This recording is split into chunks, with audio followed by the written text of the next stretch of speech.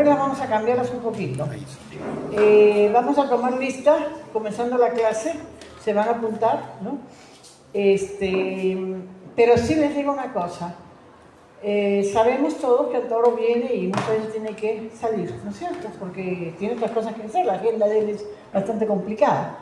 El que se va atrás del Tauro y no vuelve, sale de la lista. Y el que se va de la clase, sale de la lista. Porque he observado que hay gente que viene solo cuando sabe que va a venir el Tauro, cuando se anuncia, ¿no? Que va a venir, entonces viene. Y apenas el Tauro sale, se van por lo menos, y ustedes lo deben haber observado, como unos 15, ¿no? Eso no regresa. Entonces, este no es un sitio para venir a buscar al Tauro. El Tauro tiene una persona que le hace la agenda, que es Ricardo. Tienen una cita a Ricardo y hablen con el Tauro como debe ser, con cita, ¿no? Pero no utilicen la escuela para eso. Eso les digo para que se sepa que los voy a sacar de la lista. A todos los que han firmado y se van, ¿no es cierto? Entonces, eso para que sepan bien claro que las reglas se van a ir ajustando, porque tenemos que dar una ética y una moral, ¿no? Y no puede ser ni la ética ni la moral del oportunismo. Voy ahí a valerme de esa escuelita para cogerlo al jefe y poder hablar con él. Eso no está bien, no es correcto. Antauro tiene canales, tiene gente que le hace las agendas, Ricardo Repeto, o Carmen también pueden llamar a Ricardo o a Carmen que les dijo agenda, si ustedes tienen necesidad de conversar, ¿no? Entonces vamos a comenzar también a ver la ética y la moral, y la vamos a ver en la práctica, ¿no? Esa cosa no se hace, ¿no? No se viene, se firma, después se para y se va. Salen de acá con un teléfono en la mano, como que están hablando y no revisan más. Yo les voy a preguntar, ¿usted cómo se llama? Y lo voy a apuntar y lo voy a hacer delante de todos. Porque vamos a comenzar a poner una ética y una moral. Y comenzamos por nosotros mismos, ¿no? Ahora hay gente que me ha pedido permiso para llegar tarde porque llega, bueno, se moviliza muy desde no sé dónde, pues entonces no tiene los tiempos, ¿no? Y hay otros que dicen que no pueden venir todos los días porque no tienen economía para eso. Bueno, quien se ha disculpado de esa manera va a seguir con nosotros. Pero el que hace esos pequeños truquitos, no está en la lista, no se molesten, simplemente una vez se habla, después ya no se habla más. Bueno, ahora vamos a comenzar la clase, ¿no? ¿Me dijiste que te llamabas? Gonzalo. Sí, un favorcito del año, esa luz está terrible. Gonzalo Ramos es el alumno que va a hacer un resumen en 5 minutos, ¿ya? Porque como estábamos haciendo la vez pasada, que los alumnos salían a hablar, entonces igualmente, Roger, por favor, a la mesa, ¿no? Y los que van a hablar es el general Herbert, Roger y el alumno Gonzalo, ¿no? Entonces vamos a comenzar con el alumno que va a hacer un resumen, ¿no? En 5 minutos de lo que él piensa, ¿ya? Y entonces pueden haber 3 preguntas para el alumno, ¿ya? Entonces comenzamos con tu tema, tu base, donde... Bueno, buenas noches compatriotas, con todos. Base no tengo todavía porque yo estoy acercando recién a la organización, a la escuela, justamente de ahí el interés que tenemos de asistir a estas clases, ¿no? Justamente por el interés de conocer y profundizar con relación a las propuestas, al decálogo del proyecto etnonacionalista, ¿no? Pero lo que puedo decir de mí, bueno, aparte de ser estudiante casi egresado de la carrera de Periodismo y Ciencias Sociales, siempre me he considerado portador, digamos, de un sentido crítico, cuestionador, y sobre todo siempre he tendido a rechazar la influencia del imperialismo, sobre todo el estadounidense, ¿no? Entonces, ahora estoy interesado en profundizar las propuestas del proyecto etnonacionalista, y lo que voy a tratar a continuación, a petición, a solicitud de la doctora Pilar, es una síntesis de los puntos que se han desarrollado hasta ahora, que si no me equivoco son el 1 y 2, ¿verdad? El punto número 2. Entonces voy a enfocar esta síntesis, esta breve exposición de 5 minutos, en 3 puntos fundamentales. El primero tiene que ver con la subordinación del libre mercado al Estado o a la nación soberana. Bueno, yo he preferido plantearlo como Estado-nación soberana porque hay una distinción, no, una diferencia entre la nación y el Estado-nación. Y en el Perú, si no terminamos de ser una nación, menos todavía un Estado-nación. Entonces, pero ese es el punto 1. El punto 2 será la priorización de la producción nacional sobre toda importación. Y por último, el punto 3, el Estado Nacional como ente promotor y director del proceso de transformación. Entonces, con relación al primer punto, la subordinación del libre mercado al Estado-nación soberano. Aquí quiero partir por una palabra clave, ¿no? Estamos hablando de libre mercado y estamos hablando de Estado-nación soberano. Entonces, acá hay una primera oposición: libertad contra soberanía. ¿Y por qué aterrizo en este aspecto? Porque en los tiempos que corren, muchos vendedores de humo, muchos engañamuchachos, de todo tipo, de todo tamaño, de todo perfil, usan mucho el término libertad y juegan mucho con el término libertad, hasta se hacen llamar libertarios, etc., ¿no? Y estoy hablando de personas, digamos, anónimas, como personas tan notorias como el propio señor Milei. Entonces, estas personas se gastan hablando de libertad, pero mienten cuando ocultan que la libertad per se es el mayor bien o el principal valor que se debe defender en el mundo. Se olvidan de mencionar que cuando hablamos de un Estado nacional, existe la soberanía como la mayor expresión de libertad. Porque, pregunto, en el contexto en el que nos encontramos, en las condiciones en las que se encuentra este país a nivel de Sudamérica, de Latinoamérica y el mundo entero, nosotros podríamos preciarnos de ser libres o considerarnos libres por más liberalismo, libre mercado y idea o sensación de libertad que sobre todo la derecha, los oligopolios pretendan difundir. Por supuesto que no somos en absoluto libres. Y por el contrario, es la soberanía, es el poder y la libre autodeterminación que tienen los pueblos, en mi opinión, la mejor unidad de medida que hay de una auténtica y verdadera libertad. Es decir, decidir y definir el rumbo por el que quiere ir, el camino que quiere seguir y su marcha propia, con autonomía, con autodeterminación y con soberanía. Entonces,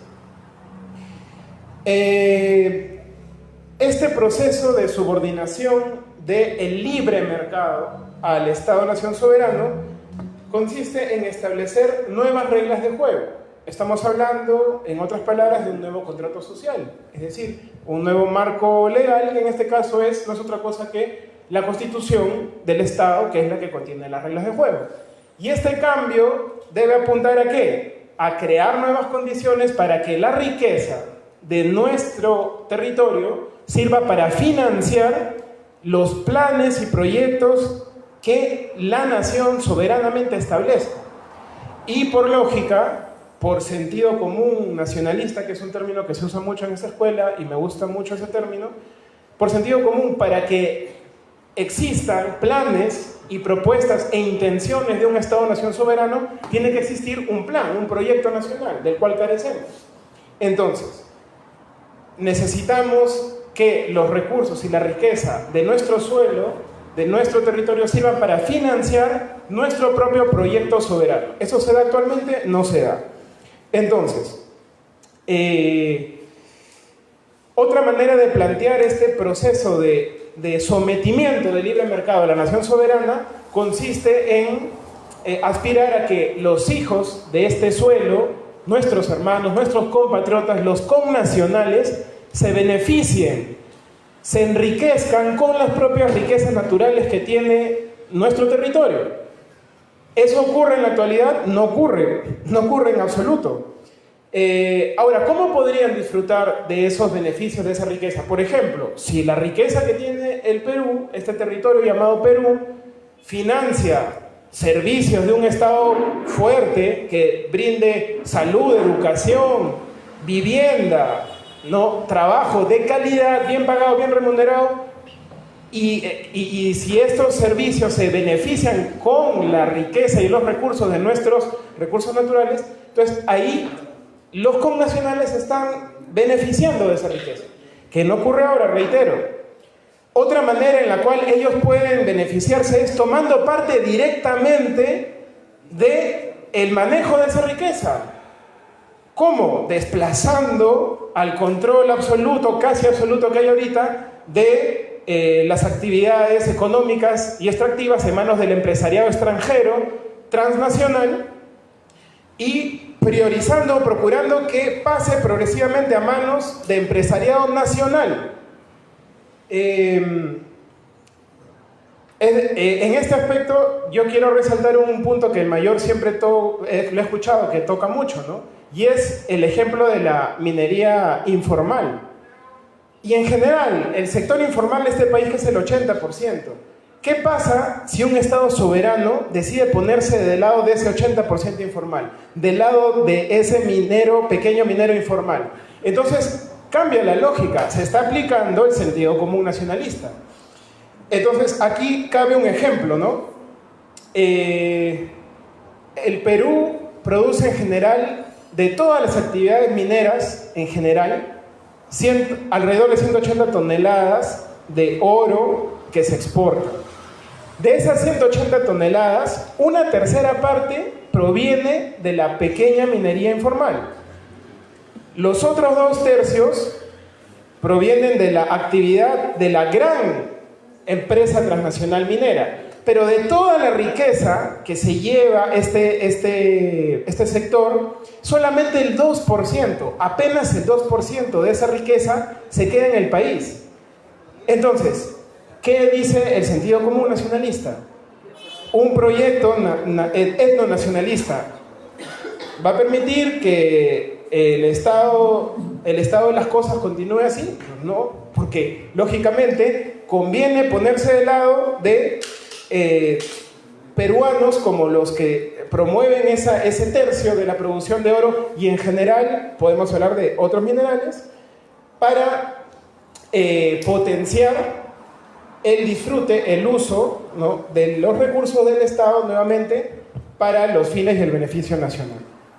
Para terminar, el segundo punto, la priorización de la producción nacional con respecto a toda importación. Si seguimos hablando de un proyecto etnonacionalista, soberano, autonomista, que busque recuperar, renacionalizar nuestras riquezas, nuestros recursos estratégicos, entonces es fundamental que el Estado intervenga para frenar esta hegemonía que hay actualmente de la libre importación, que atenta directamente contra la manufactura, contra la producción nacional, que no es de ahora, por supuesto. Se ha vivido a lo largo de los 30 años de dictadura colonial que tenemos con la Constitución de Fujimori y Montesinos. Entonces, por ejemplo, ¿no?, tenemos la situación del agro nativo, que está abandonado, está al borde está prácticamente quebrado, el agricultor, el productor nacional del campo.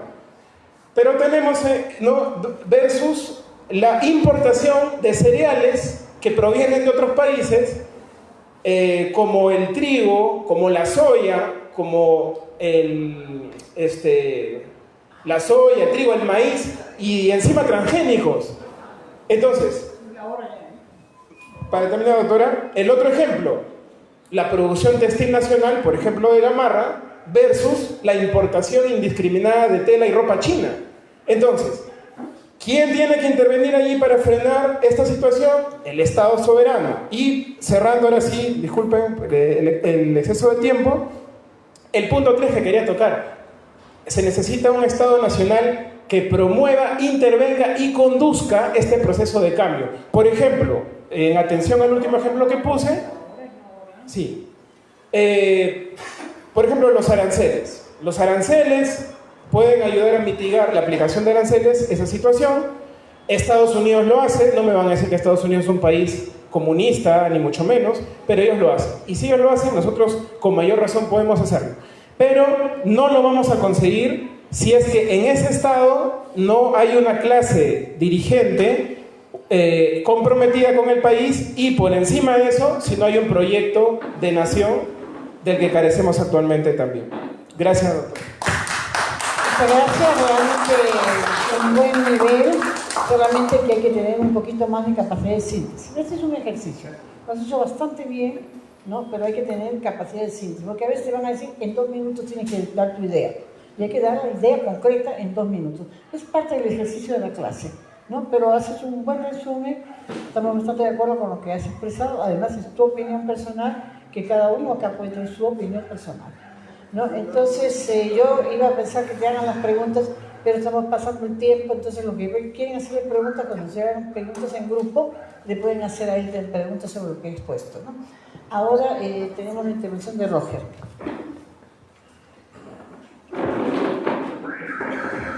Buenas noches. Realmente de acuerdo con lo que dice Gonzalo, es necesario preservar a nuestros productores nacionales con el desarrollo de una política económica que incentive la producción interna y también limite la presencia de las grandes exportaciones. Justamente una de las piedras angulares de este modelo neoliberal es la libre importación, es decir, la apertura de los mercados para que vengan todos, porque según la lógica neoliberal dice que habiendo más competencia, el público gana, porque así tiene para escoger entre diversas calidades y precios. Con el cuento que nos meten con la educación privada, ¿no? Que haya más universidades, más colegios, cosa que así el papá tiene más opción de escoger qué tipo de educación le quiere dar a su hijo. El padre pobre tiene para escoger, que esté en el límite de la indigencia, no puede escoger, ¿no? Eso de escoger es un cuentazo que nos meten para privatizar la educación y para darle menos atención de parte del Estado. Y así, por el estilo, en los casos de la libre importación, que es piedra angular del modelo económico neoliberal que recusamos. Y hablo también de la competencia china y otras más.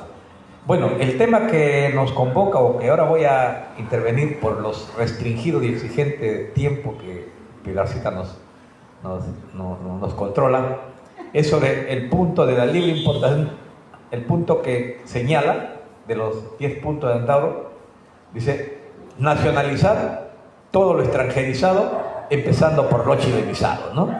¿Qué se va a nacionalizar en el Perú? ¿Qué es lo que vamos a nacionalizar? Y aquí vamos a establecer una diferencia entre nacionalizar y estatizar. Primero vamos a ver qué es lo que vamos a nacionalizar. Primero, no vamos a nacionalizar como dice la propaganda macartista anticomunista en los años 50, que los comunistas, los socialistas o los izquierdistas o los nacionalistas ahora quieren estatizar las casas, los bienes, las pequeñas propiedades, la casa, la olla, la cama y la cocina de la gente. Eso no se va a estatizar. En última instancia, cuando alguien habló de estatización o de nacionalización, estamos hablando de los medios de producción. ¿Y cuáles son los medios de producción? Las grandes fábricas, los grandes centros mineros, los grandes centros exportadores, los grandes conglomerados comerciales, la gran industria. Esos son los grandes medios de producción. Y si es que se habla de estatizar o nacionalizar, es de eso, no de la pequeña propiedad individual ni el pequeño y mediano propietario o productor del país. Pero ¿qué pasó en el Perú? ¿Qué es lo que nacionalizó Velasco? ¿Qué estatizó Velasco? Los años 50, voy a partir rápidamente. Los años 50 hay un proceso de auge de la economía en el Perú. ¿Saben por qué? Porque estábamos recibiendo la secuela de la Segunda Guerra Mundial. Del 39 al 45 se produce la Segunda Guerra Mundial. La economía europea quedó devastada por la guerra, así que los países de América que no participaron directamente en el conflicto empezaron a hacer una serie de exportaciones y hubo un proceso de auge lento, no tan grande, pero lento, pero sostenido de la economía de los países latinoamericanos, y aparecieron algunos grandes caudillos.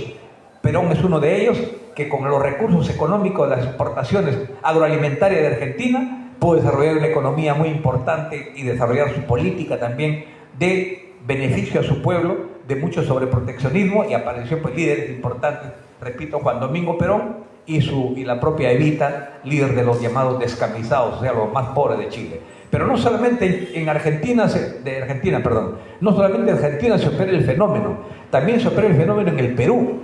Los años 50 en el Perú hay un proceso de industrialización lenta. Aparece la industria pesquera. ¿Se acuerdan del auge pesquero, el boom de la pesca en Chimbote? El primer puerto pesquero del mundo en su momento. El auge de la siderurgia, se crea Sogesa en Chimbote. el auge de la industria petroquímica, la instalación de las primeras fábricas automotrices, la instalación de la industria manufacturera, la instalación del desarrollo mayor de la industria textil. Ese desarrollo económico en el sector industrial, aun cuando lento pero sostenido, trae como consecuencia el surgimiento de una clase política que quería tener representación política.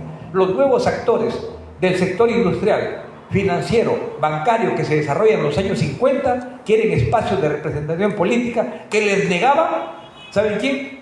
La oligarquía terrateniente que controlaba la política en el Perú.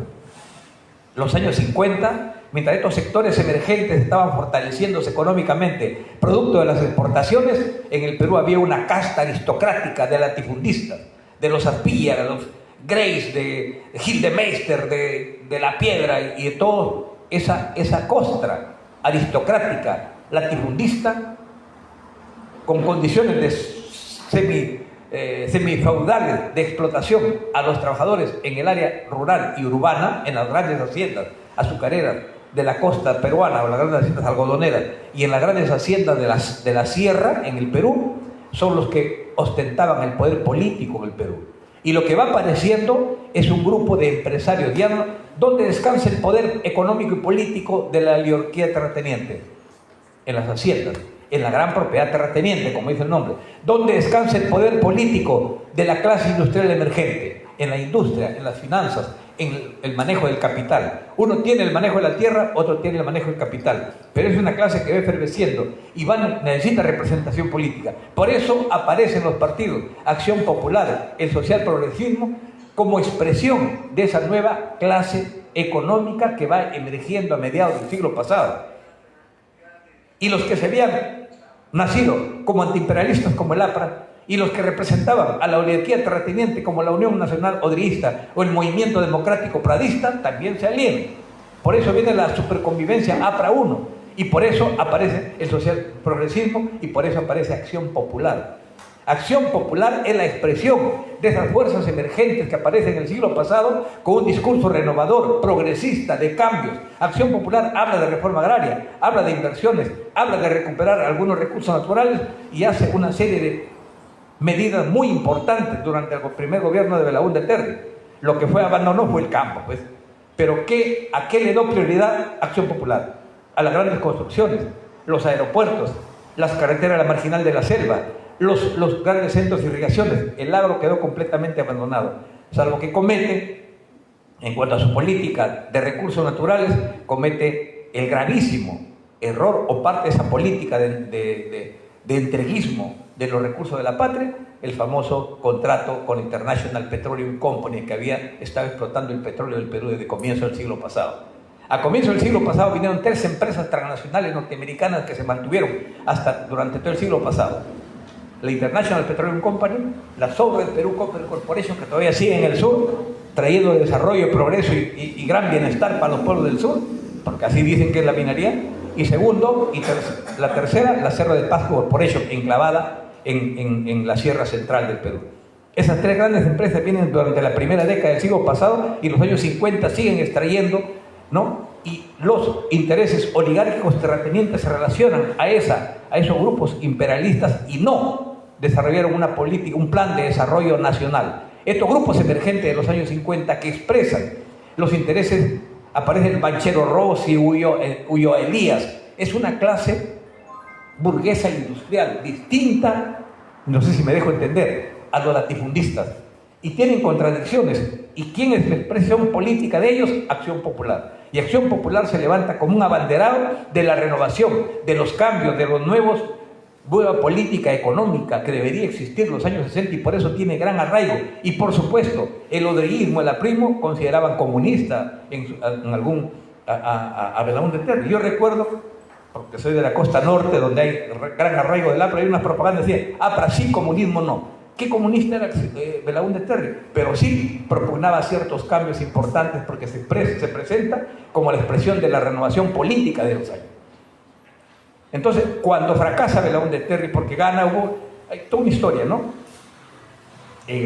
Gana Víctor Raúl en las primeras elecciones del año 62, hay un golpe de Estado de Ricardo Pérez Godoy porque no querían que el APRA gane por el veto de los militares y porque el APRA estaba aliado con la aristocracia latifundista y querían un espacio de renovación política, así que dan un golpe de Estado, convocan a nuevas elecciones y gana el año 63 de la UNDE Terry y se instala en el gobierno, pero al final se somete a la mayoría apro-odriísta del Congreso, entregan el petróleo y ahí viene la entrega. Fue primero Ricardo Pérez Godoy. Ricardo Pérez Godoy, si no quería entrar en detalle, Ricardo Pérez Godoy del golpe, más o menos en mayo, la Junta Militar de Gobierno, pero Pérez Godoy quería continuar, entonces Lindley, su primer ministro, le da otro golpe de Estado para cumplir el cronograma electoral y convocar realmente a lo que se había convertido el año 63. Esta fue la mecánica, ¿no? Pero lo pasé un poco para alto. Decía entonces, ahí es donde fracasa el gobierno. Pero ¿qué es lo que había pasado durante el gobierno de Belaúnde? No solamente, mientras él construía carreteras, la marginal de la selva, decía vamos al mapa y entregaba aquí y allá, el campo hervía. Los años 60, 61, 63, durante su gobierno, se suscitaron los grandes levantamientos campesinos de la Convención Lares con un personaje legendario, Hugo Blanco. Y esos años, ante el olvido del campo y la necesidad de dos puntos fundamentales que plantearon los sectores sociales y populares de esa época, dos puntos fundamentales: reforma agraria y nacionalización del petróleo. Y esos fueron los puntos centrales, las banderas fundamentales que se enarbolan esos años y que fueron olvidadas por el señor Belaúnde Terry. Al contrario, entrega nuestro petróleo por 90 años a la IPC y se roban la famosa página 11 del contrato que fue denunciado por un funcionario mismo, digno y patriota de su gobierno, de la llamada empresa petrolera fiscal, que denuncia la pérdida de una página donde se consagra el entreguismo brutal del gobierno de Belaúnde Terry, que aparte de la crisis económica y la corrupción que caracterizó a su primer gobierno, trajo como consecuencia el golpe de Estado de Velasco. Pero no solamente fue ese fenómeno, hubo otro fenómeno. El año 63 hubo un levantamiento armado del Ejército de Liberación Nacional, encabezado por, alguna vez lo hemos tenido acá, por nuestro amigo Héctor Béjar, que encabeza el movimiento guerrillero del Ejército de Liberación Nacional. Hubieron algunas acciones, eran jóvenes ilusos, fueron prácticamente sofocados, pero también hubo otra acción, intento de acción, porque estaban entrando al Perú Javier Herod, esto ya conocimos, estaba entrando en Madre de Dios con Alain Elías y fueron prácticamente masacrados. Es decir, ese intento de guerrilla del año 63, levantando banderas del movimiento campesino como la reforma agraria, fueron sofocadas. Pero apareció otro movimiento guerrillero el año 65, con Luis Felipe de la Puente Uceda, que tuvo mayor alcance y más frente, ¿no? En Ayacucho, en el Cusco y en Ayabaca, con Gonzalo Fernández Gasco. Pero ¿por qué se prepararon más y hubieron reacciones de parte de jóvenes? Ahora, el MIR tenía una estructura política mayor, el Movimiento Izquierda Revolucionaria, porque venía del APRA Rebelde. Ellos fueron apristas antes y después formaron el APRA Rebelde y pues MIR, cuando asuman la ideología marxista y cuando se prepararon en Cuyo y vinieron con las guerrillas del año 75, también fueron sofocados. De octubre a enero, febrero del año siguiente también fue sofocado porque fueron acciones de ilusos, de jóvenes también, soñadores, ilusos, que querían cambios. Entonces, los militares que reprimen a esos movimientos guerrilleros fue la generación de Velasco, de Fernández Maldonado, de Hoyos Rubio, de Gallegos Venero. En un libro de María del Pilar Tello que se llama Bajo el Volcán, dice, bajo el volcán, hablan los militares del 68, entrevista a muchos de ellos y muchos de ellos dicen que ellos fueron al campo a reprimir a los guerrilleros del 63, del 65 y se dieron cuenta que tenían razón, se dieron cuenta que había reivindicaciones legítimas, se dieron cuenta que había exportación bárbara, se dieron cuenta que había necesidad de rescatar el petróleo, que había necesidad de rescatar la tierra, se dieron cuenta también de que era necesario un proyecto nacional, no solamente por las experiencias de ellos, sino también porque lo habían aprendido en el CAE, que es otro referente importante. El Centro de Altos Estudios Militares, a cargo del general José del Carmen Marín Arista, estaba ya desarrollando ideas, propuestas articuladas a un proyecto nacional de desarrollo que no existía, como no existe hasta hoy en el Perú. Ya lo ha dicho el compañero, hay un cierto vacío. Pero había esos esfuerzos críticos y pensantes en ese entonces. No se dedicaron solamente a hacer una labor estrictamente militar, sino a pensar en un proyecto nacional de más largo alcance. Las ideas de Marín, la experiencia de la represión a la guerrilla de los años 60, más la necesidad de esos sectores, digamos, emergentes de la burguesía nacional de tener una expresión política, traen como consecuencia, y la necesidad, por último, de también sofocar el levantamiento de los campesinos que podía generar una ola de violencia y una reventazón de una explosión social. Los años 60 traen como consecuencia un golpe de Estado cuyas dos primeras banderas fundamentales fue, ¿qué es lo primero que hizo Velasco? La nacionalización del petróleo. El golpe de Estado fue el 3 de octubre, el 9 Velasco estuvo tomando La Brea y Pariñas, que era una reivindicación fundamental del pueblo peruano, y no solamente del pueblo peruano, del movimiento guerrillero del 65. ¿Qué hizo el año siguiente? El 24 de junio de 1969, la ley 17716, que fue la ley de reforma agraria, expropiando a la oligarquía de terratenientes, dándole un golpe mortal en el espinazo a esa clase social que no dejaba desarrollar ni industrializar el país porque tenían una concepción rentista y parasitaria de la economía y se oponían un poco al espíritu inversionista empresarial de esa clase emergente que surgió en el Perú al lado de las finanzas y del sector industrial en nuestra patria. Eso es lo que lleva a Velasco a dar ese golpe de Estado, expresando la voluntad de cambio de un sector social emergente, asumiendo las ideas renovadoras aprendidas en el CAE y nutriéndose de la experiencia de combate a la lucha guerrillera. Entonces Velasco no surge por casualidad. Velasco no fue un general inspirado, buena gente, que dijo yo soy un pobre y por lo tanto como pobre voy a ponerme también del lado de los pobres. No, toda su generación fue influida por estos elementos. Y un otro elemento mayor también que fue importante, que desencadenó el movimiento de esos jóvenes, fue la Revolución Cubana del año 59. El año 59, con el triunfo de la Revolución Cubana, el 1 de enero del año 59, con Fidel Castro, el Che, Camilo Cienfuegos y otros luchadores más, son los que influencian mucho, impactan en la conciencia de las jóvenes universitarios de América Latina, que también quisieron desarrollar experiencias similares, lamentablemente fracasaron porque las experiencias no pueden calcarse, pueden ser muy heroicas, pueden ser muy valederas, muy justas, pero no podemos universalizar experiencias ni copiar experiencias ajenas. Podemos nutrirnos de un ejemplo, podremos aprender del heroísmo, de la entrega, del coraje y del desprendimiento, pero no podemos imitar experiencias extranjeras, y eso está graficado claramente en lo que ya había dicho el amado Tamariategui, ¿no? Sin calco ni copia, los cambios tienen que ser en nuestra patria. Es decir, entonces, todos esos elementos son los que dan como consecuencia a un Velasco. Velasco es el producto de esa coyuntura, es el producto de esa lucha. Él supo sintetizar en su discurso ni capitalista ni comunista, sino un socialismo de participación plena, socialismo humanista de participación plena, como dice Velasco. Supo sintetizar la necesidad del cambio del pueblo peruano, y eso da las medidas que dio: la nacionalización del petróleo, la reforma agraria. Yo fui en el norte, soy de Trujillo, ahí vi cómo tomaban Laredo, ¿no? En la hacienda Laredo de los poderosos Gildemeister, y esto es una anécdota, permítame 30 segundos acá. Vi que llegaban los helicópteros y los soldados rodeaban, una cosa de película, ¿no? Yo tenía pues 13 años, 14 años.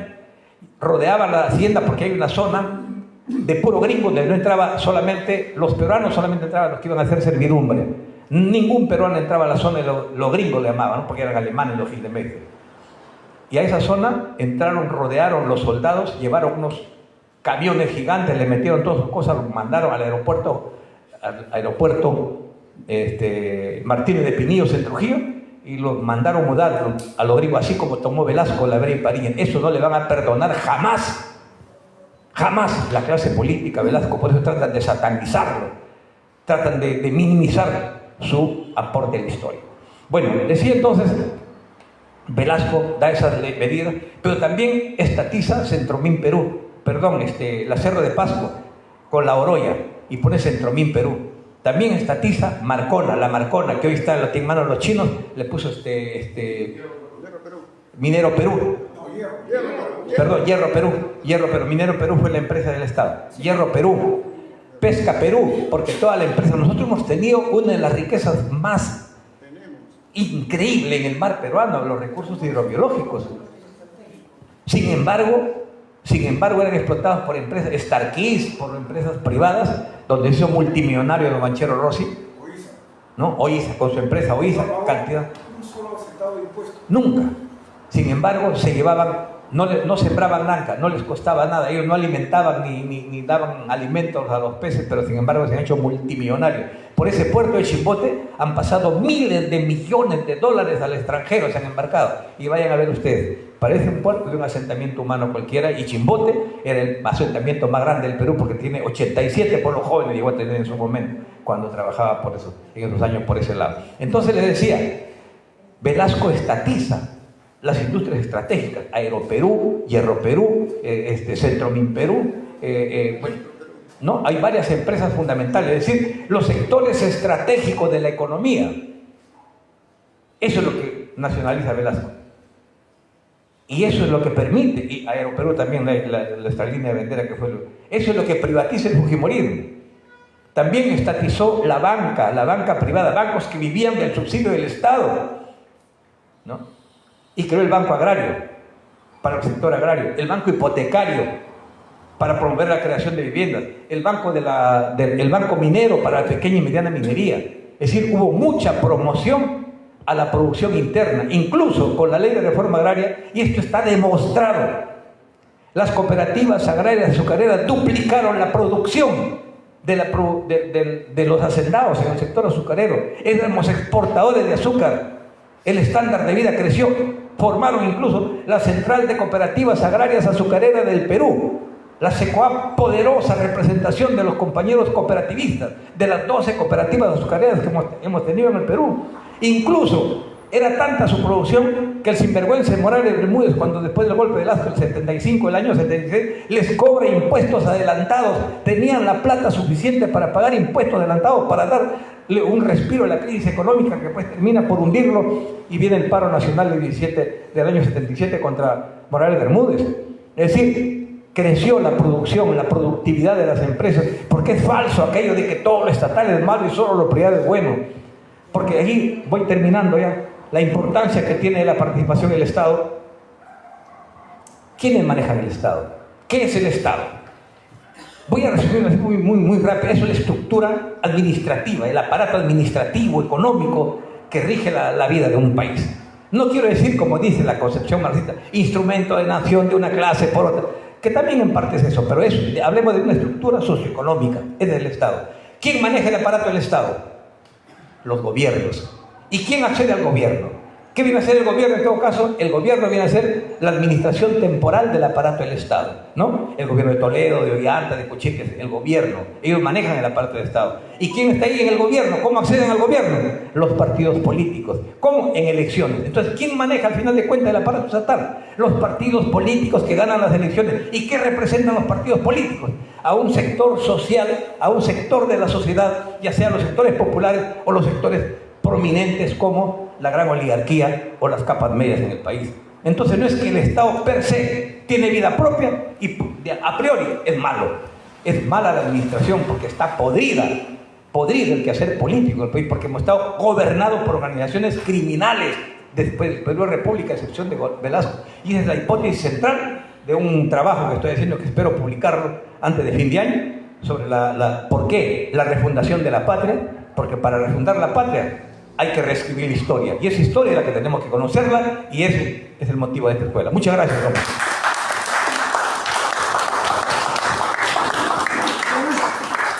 Ahora hablamos del Eladio. Ya, entonces tú dirás, te sientas junto al Eladio para poder, vas a proyectar y vas a ir explicando. Normalmente se pone junto al Eladio para apoyar. Tú vas a manejar, entonces junto a él. ¿Tu nombre cuál es? Josué. Ya. Entonces te doy el micrófono. Ya, gracias.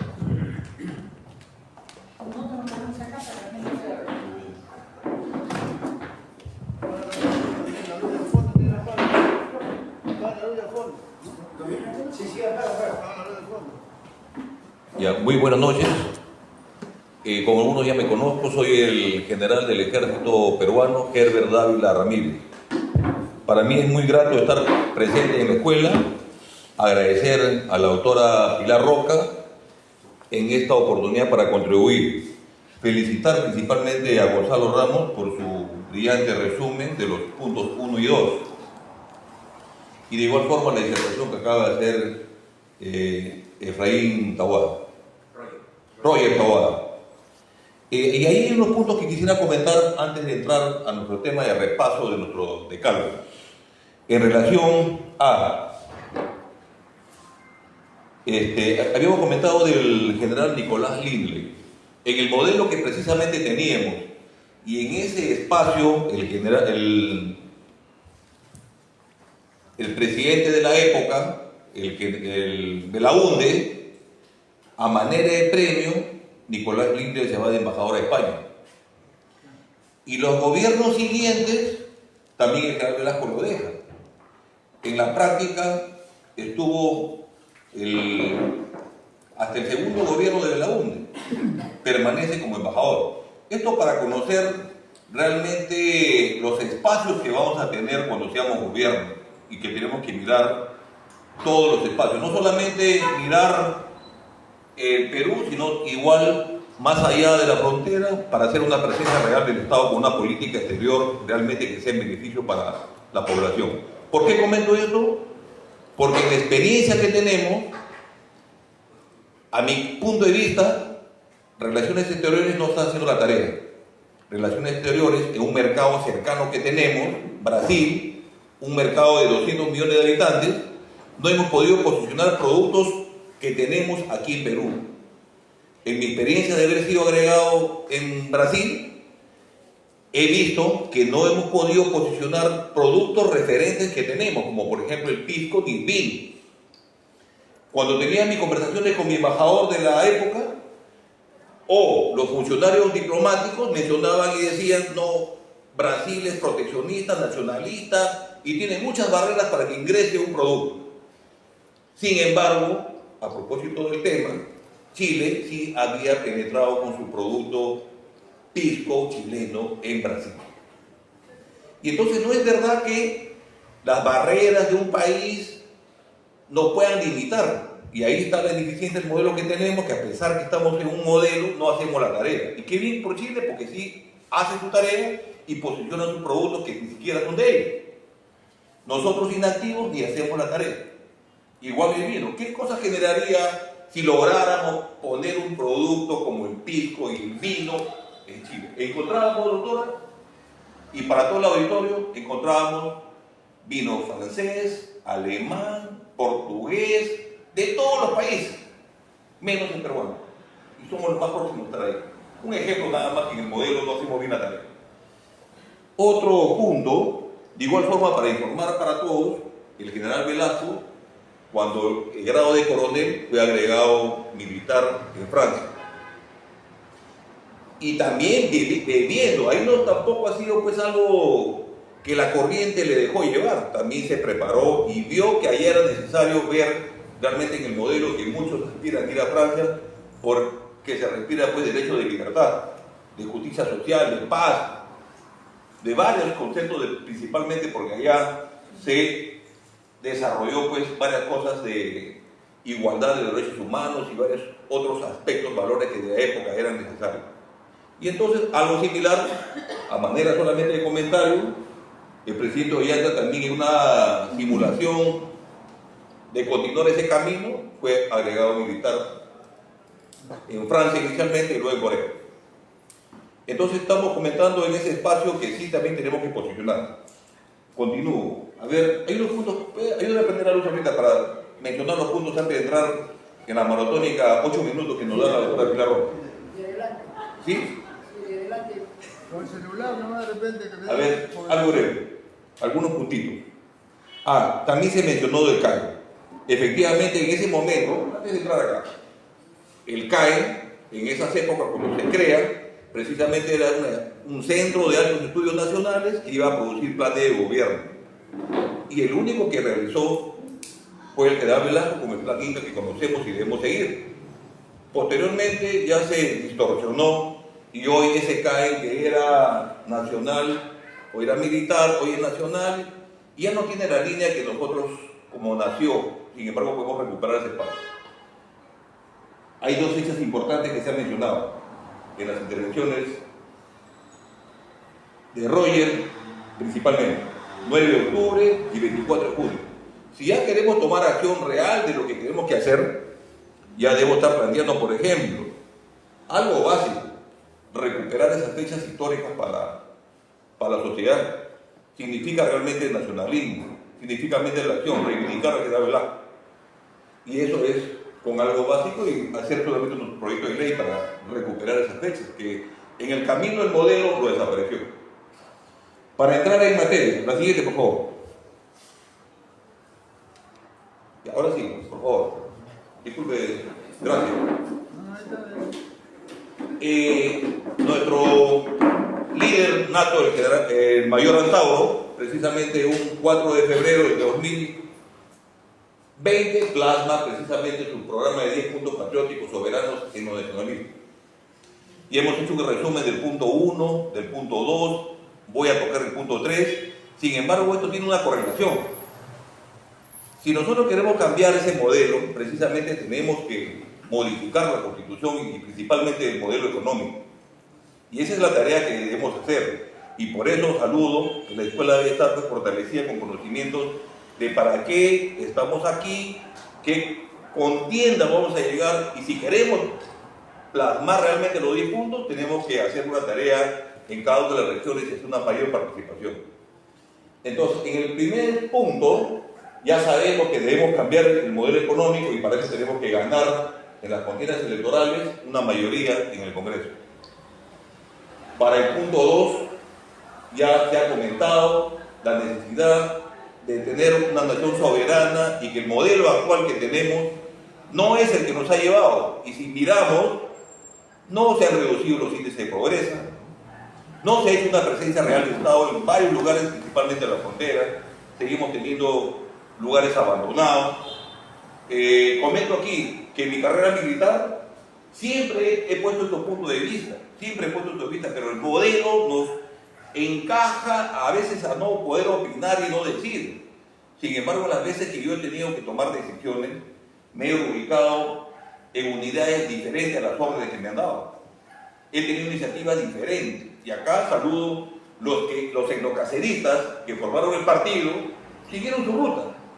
Pero este es el momento de que debemos sumar todos los que soñamos con una patria diferente, una patria más justa y realmente nacionalista.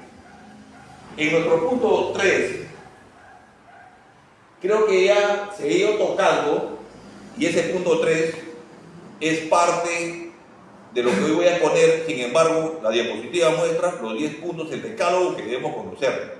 Debemos saber y vamos a ir reforzando. Esto es un brochazo de una manera de comentar datos de lo que hoy tenemos en este momento. La siguiente, por favor.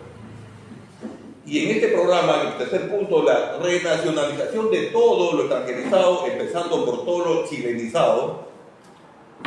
Vamos a ver algunos datos. La siguiente, por favor.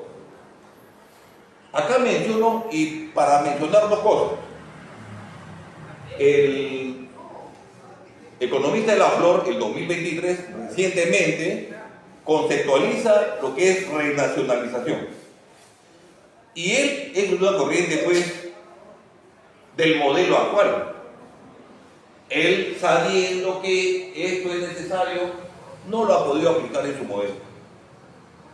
Para que lo que recuerdan un poquito, ha ocupado unos cargos importantes y referentes. ¿Quién me puede decir? ¿Quién recuerda? ¿Y Pablo de la Flor? Sí.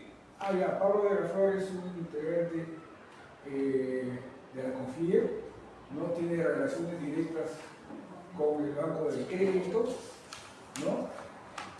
Y su concepto es totalmente neoliberal. Sí.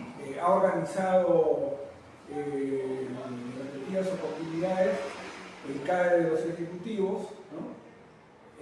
Uno de los últimos estuvo presente el primer ministro del PPK, ¿no? Zavala, etc. Entonces, bueno, habría que ver, ¿no? Porque como un dato casi que suena a curioso, ¿no? El grupo chileno de Cencosud le hizo un juicio al ejército peruano y le ganó. Y se vale de Sí. ¿no? Por el asunto del supermarket que está en Chorrillos, acá. Ha definido, gracias, ha definido que es de un modelo neoliberal y claramente, sin embargo, el concepto pues es idéntico al nuestro. Sin embargo, entonces ahí, y guarda relación también con lo que siempre dice el mayor. Si uno, solamente uno, está de acuerdo con uno de los puntos, ya puede estar con nosotros. Y este es un argumento que todos podemos emplear, que el modelo neoliberal sí está pensando también en renacionalizar. Y busca precisamente eso, pero probablemente no lo han dejado realizar en ese concepto que él mismo ha manifestado. Un concepto de renacionalización que guarda relación con el punto 3.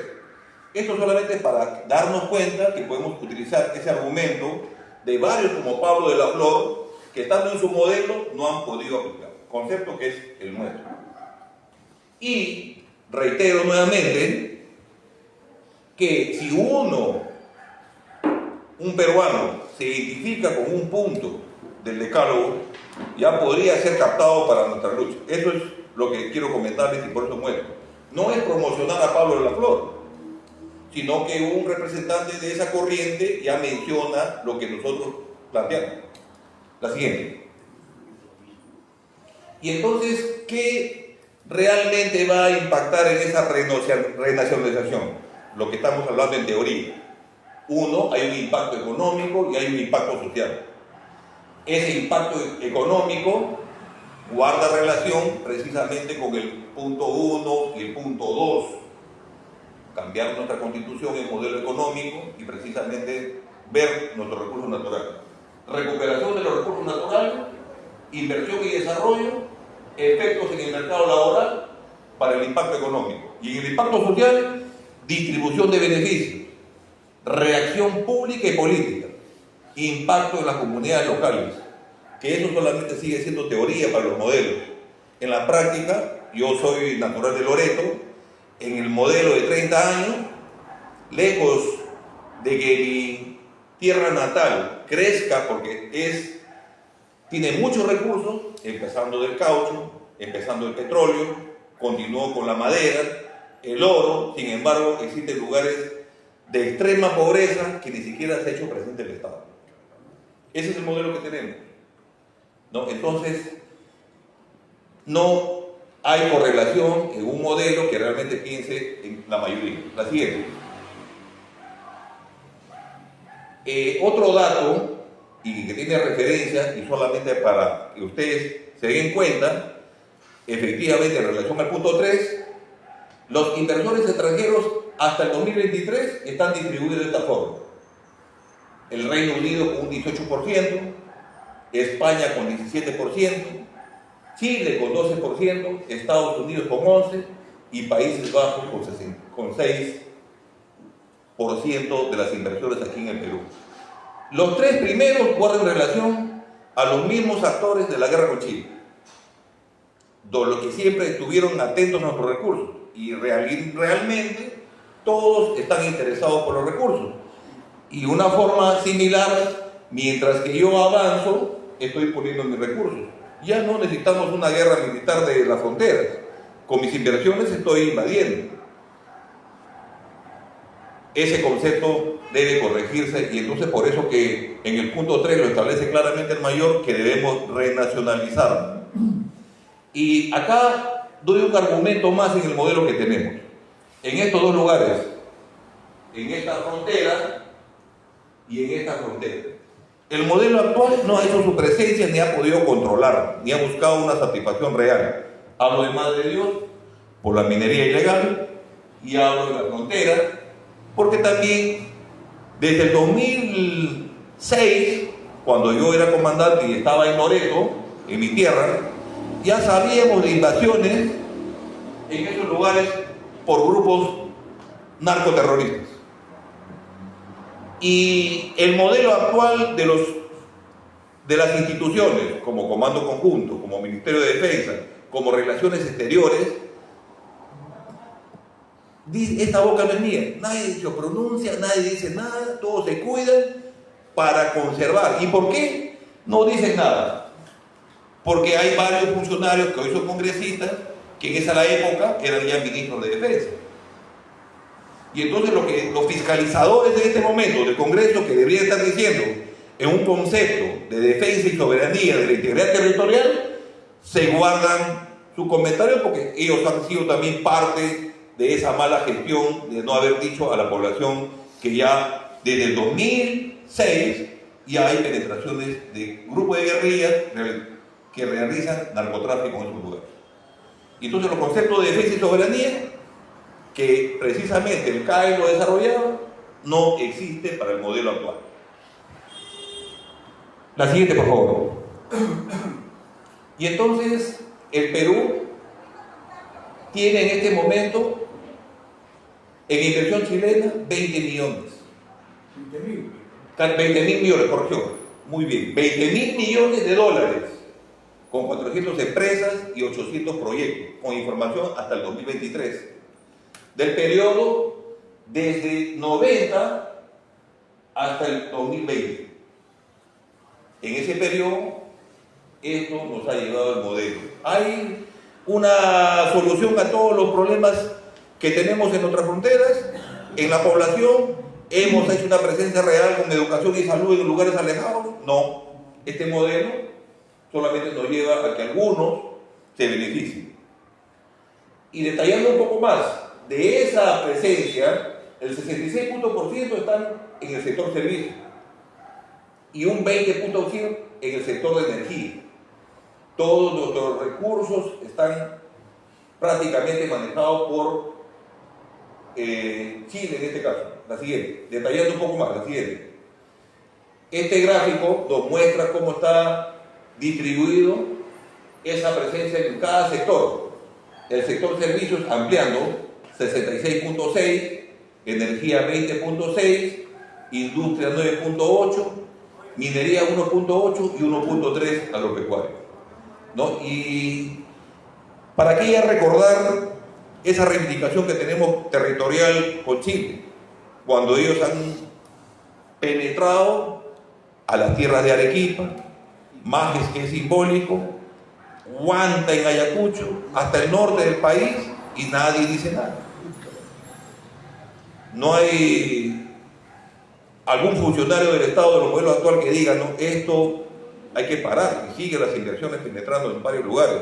A propósito de comentar, y espero compartirlo en otro momento, ya físicamente, un documento que yo elaboré cuando era agregado de defensa en Brasil. El embajador chileno, haciendo una penetración por Manaos, ya estaba mirando nuestra Amazonía. Y acaba mi crítica nuevamente para nuestra representación diplomática en el extranjero, de la actualidad, y que es con presupuesto del Estado peruano. Es un paseo, se van a pasear. No existe un espíritu de país, no existe un nacionalismo, no hay nada. A mi retorno yo había preparado un informe, esperando que el Ministerio de Defensa, o la Presidencia del Consejo de Ministros, o Relaciones Exteriores, me pida cuenta de mis 2 años allá. Nadie me pidió nada. Ese es el modelo actual que tenemos. Y entonces, acá va un tema que comento. Otros ya están mirando nuestra Amazonía, donde también la tenemos desprotegida. Y Chile ya está mirando eso, ¿no? Acá aparentemente que está tranquilo en frente del embajador de Chile aquí en Perú. Sin embargo, por otro lado, ya están mirando nuestra Amazonía como el mundo también lo está viendo. Y nosotros no hemos hecho nada realmente para proteger. Ni una política exterior, ni un desarrollo realmente en estos lugares, ni una presencia real del Estado. La siguiente. Y aquí solamente mencionan para que reconozcan los nombres. ¿Por qué no las empresas peruanas no se posicionan así? ¿Con qué facilidad se han posicionado? En cuanto a tiendas, Casas Ideas, Jockey Plaza, Larcomar, Megaplaza, Ripley, Saga, Falabella, Sodimac, todos tus bombos. Y todos casi vamos, todos queremos ir a Ripley, todos queremos comprar allá, y nos han impregnado que eso es mejor. ¿Sí? ¿Alguien quiere intervenir? No, la tarjeta, sí, por tarjeta de tarjeta. Sí. La tarjeta nos amaron. Es el gobierno traidor, ¿no? Definitivamente. El gobierno traidor. Industria alimentaria, energía, esas empresas que ustedes están viendo en la diapositiva. Yo voy a... La compraron. Primax es de los Romero también, ¿no? Sí. De la Flor. Creo que es de la Flor y hijo el general Marco de la Flor. Que fue el ministro de Relaciones Exteriores de Lazo. Y entonces, como ustedes ven, muchas empresas en cada sector que se han posicionado en un modelo que ustedes están viendo, y qué bien que hubieran sido empresas peruanas, o qué bien que sean para trabajo para nosotros, principalmente en el tema minero. Entonces se dan cuenta que el planteamiento en el punto 3 de nuestro decálogo sí tiene razón. Se tiene que entonces retomar en realmente hacer esa renacionalización. Vuelve al concepto de renacionalización, por favor, de Pablo de la Flor, que tenemos que emplearlo como un instrumento de un funcionario de un modelo neoliberal. Y dice, vamos a repetir, garantizar que los beneficios económicos derivados de los recursos naturales sean utilizados para el desarrollo sostenible y la reducción de la desigualdad. Teoría, que probablemente no la han dejado llevar a la práctica por el modelo que existe. Y sí, es un concepto que debemos manejar. A la última diapositiva, por favor. Y entonces, estas son las conclusiones que les puedo presentar. Sí, existe una presencia de Chile, es el tercer país que tiene inversiones en el Perú, tan igual como fue la guerra con Chile. Existían ya inversiones chilenas en el Perú en el desenlace de la guerra con Chile. Y las tareas que tenemos que realmente, si queremos modificar los 10 puntos, y principalmente el punto 3 que hoy nos convoca, tener una mayoría en el Congreso, y para ello debemos desarrollar un trabajo mayor, no los pocos que estamos acá.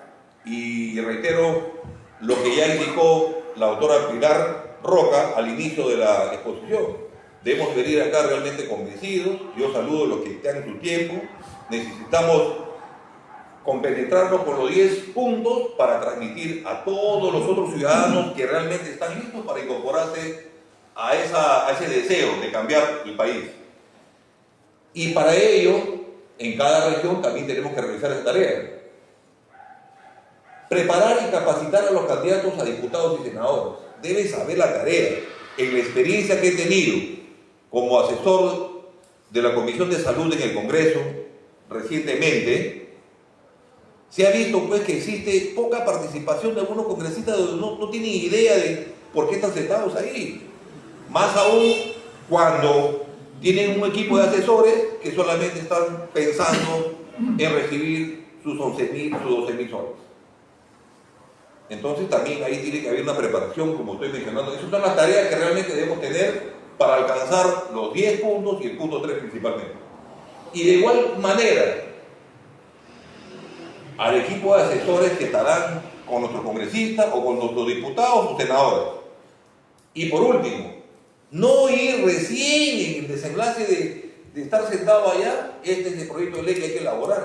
Debemos ir con un banco de proyectos, tomando los 10 puntos del decálogo y ya listo para reformar y hasta revolucionar y cambiar. En el tema de salud, necesita un cambio completo, no necesita continuar. Tenía esperanzas cuando entró el gobierno del presidente Pedro Castillo, de que iba a entrar un pensamiento diferente y distinto que iba a cambiar. Todos los ministerios han sido similares, iguales. Los ministros han ido a sentarse y la máquina ha funcionado en el modelo que está. No ha existido capacidad de cambiar. Entonces, saludo a la Escuela de Formación Ideológica y Política, que nos va a permitir pues, fortalecer nuestro conocimiento en los 10 puntos principales. Y como resumen, si es que un peruano tiene identificación con un punto, ya podemos decir que puede ser incorporado, podemos captarlo para que empiece y transmitirle lo que realmente queremos. Eso es todo por mi parte. Voy a dejar en consideración de la doctora Pilar Roca si este material lo puede utilizar para ustedes.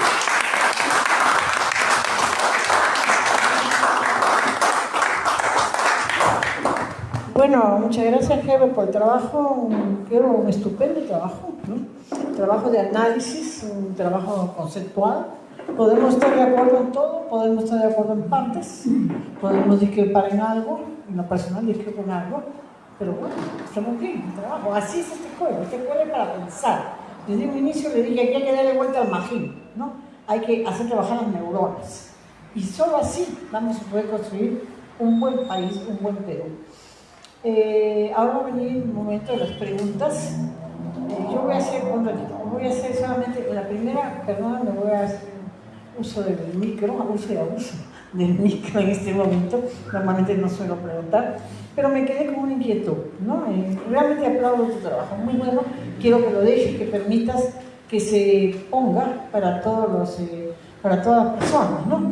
Inclusive que se le entregue una copia a Tauro, a ver, Eladio, si se puede ver que Tauro tenga una copia de esto, impreso también, ¿no? O sea, no solamente mandárselo, sino que tenga su propio impreso para poderlo discutir y para que él pueda también, cuando tenga reuniones con gente de otros grupos, que lo vamos a tener, tenga ya un material, vaya a tener un material de archivo, ¿no? Un material de conversatorio. Bueno, la polémica de nuestro compañero Rojas, como siempre, estupenda, ha hecho todo un fresco de época para ver por qué se produce el gobierno del ajo. Porque eso es importante. Nosotros debemos saber la historia, siempre se lo digo y se lo repito.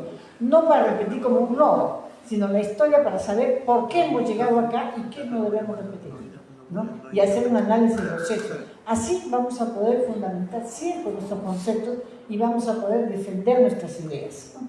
Por eso es que siempre se hace un recuento de la historia. Ahora, la pregunta mía, la inquietud mía que tengo fundamentalmente es cuanto a Pablo de la Flor, ¿no?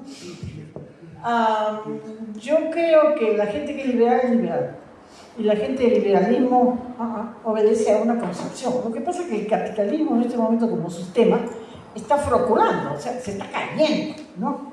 Entonces tiene que tener sus propios sistemas de soporte para no caer, ¿no? Entonces, para mí, esta nueva, que no tan nueva, porque ya hace un tiempo lo dijo, pero que dentro de los defensores del sistema capitalista hay dos tipos, vamos a llamarle en términos coloquiales, la derecha bruta y achorada, esa no entiende nada. Esa se cierra su concepto, cada vez nos va a pisar más, cada vez va a chancar más. Pero hay otra derecha que defiende el sistema mucho más hábil, mucho más inteligente, que está viendo que el sistema se cae per se. El sistema no da más, solo genera pobreza, miseria, hambre, desnutrición, guerras para mantener su sistema de producción. Todo eso está, por eso son las guerras localizadas siempre, y se fijan bien, ¿no? Palestinos, ahora todo el aparataje contra Venezuela, la cantidad de mentiras contra Venezuela, un pueblo que quiere manejarse per se, y quiere ser digno y buscar su desarrollo, no lo dejan. Todo el rato la televisión, copamientos, para mal informarnos, ¿no? Entonces, para mí, los defensores del sistema, la gente, porque de la derecha también hay gente muy inteligente, muy hábil, ¿no? Ellos crean mecanismos que te dicen, claro, ya esto no da más, entonces hay que comenzar a volver a nacionalizar, y que esta nacionalización favorezca de alguna manera a sectores populares. En buenas cuentas es lo que se está refiriendo. Pero eso es el sistema neoliberal. No, eso no es el sistema. Es un acomodo. Es como la izquierda que fabrica la derecha. Pues tenemos una izquierda fabricada por la derecha, ¿no? Por si acaso ya no puedan más, ahí tienen los repuestos. Ahí tienen. La izquierda que dice que no hay que cambiar el sistema. La izquierda que hoy día está diciendo no hay que cambiar la Constitución. No hay que cambiar el capítulo, dentro de lo posible, para continuar. Pero, dice, como dijo el camarada, compañero Mariátegui, José Carlos Mariátegui, así es, inventan. Ayer dijeron una cosa en una reunión que Mariátegui había dicho, pero no hicimos el Perú. ¿Pero de dónde habrán sacado semejante barbaridad? Jamás dijo Mariátegui eso, ¿no? Entonces, son izquierdas creadas por la derecha. Las cabezas, por cierto, ¿no? Entonces, estos son reflotes del sistema. Entonces, yo sí ahí tengo una discrepancia contigo saludable, ¿no? Está bien que lo plantees, está bien que todos piensen lo que mejor les parezca, pero es una discrepancia que espero después que vamos a hacer varias preguntas, como es nuestra mecánica, y después tú puedas ir contestando, ¿no? Porque a veces hay algunos que hacen casi la misma pregunta, entonces casi la misma respuesta. Entonces, ahora vamos a dar paso, ya saben, al alumno se le puede preguntar, al Roger y a Herbert, ¿no? Entonces, los que quieran, vayan a por atrás, empecemos alzando la mano, venga para acá para que se pueda tener grabación, por acá, porque estamos grabando, ¿no? Acuérdense que se graba para todo el Perú, ¿no? Entonces, para toda la gente que nos escucha y nos ve, ¿no? Gonzalo acá, entonces lo tengo Gonzalo en la mesa, acá, la máquina, Mariela, dice dónde debe estar. Fíjate que ahí tengo una firma, ¿ya? Bueno, ante todo, muy buena noche con todos los compatriotas que están presentes y también acá a la mesa, y saludando acá al general Herbert Dávila por su brillante exposición. Bueno, lo mío es agregar algo más al tema que habló el general acerca del tema chileno, la penetración económica chilena dentro del país. Hay algo que a mí francamente siempre he pensado, bueno, disculpando el término, tenemos una clase militar amariconada, antipatriótica, y sin, o sea, ni siquiera le llega la pezuña de tantos héroes que hemos tenido como Bolognesi, como Cáceres, ¿no? y otros. Porque mire, hay un tema que sencillamente quizás haya obviado el mayor. Sí, voy a agregarle. Es el tema del pisco. El pisco chileno, en calidad, solamente es nombre. Pero ¿qué es lo que ha hecho la clase política y el sistema? Ha entregado inmensas tierras, kilómetros, hectáreas y hectáreas, para que esa clase chilena venga acá y siembre uva. Y esa uva ni siquiera se ha quedado para el país ni para nosotros, sino lo llevan íntegramente a Chile para mejorar la calidad del pisco. Entonces ahora el pisco chileno con uva peruana, netamente, obviamente es un buen pisco. Y ese pisco es el que va a todo el mundo. Ahora, nosotros hacemos contratos con países como Chile, por decir en cuestiones de favores. Ya, bueno, entonces yo le quiero hacer esa pregunta acá al general. ¿Cómo es posible que las Fuerzas Armadas, que nuestro sistema, bueno, pues, patriótico supuestamente, haya permitido esa penetración chilena para mejorar ese pisco que ese pisco históricamente es nuestro? Y nosotros no tenemos esa competitividad con Chile, o sea, en igualdad de condiciones. Se nos prohíbe. Esa es la pregunta, general. Gracias. ¿Alguien más quiere preguntar? Pregunta, ¿eh? Para acá.